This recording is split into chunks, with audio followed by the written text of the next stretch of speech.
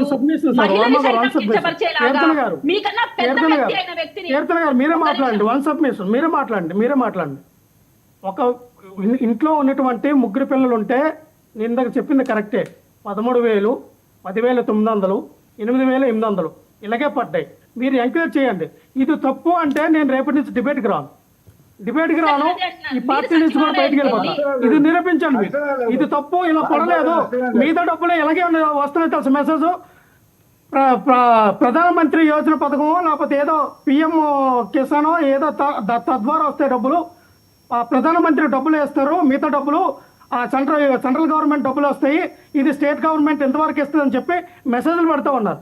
కొన్ని డబ్బులు SC sub plan నిధుల నుంచి ఇచ్చారు, కొన్ని డబ్బులు ఉపాధి హామీ డబ్బుల నుంచి ఇచ్చారు, కొన్ని డబ్బులేమో సెంట్రల్ గవర్నమెంట్.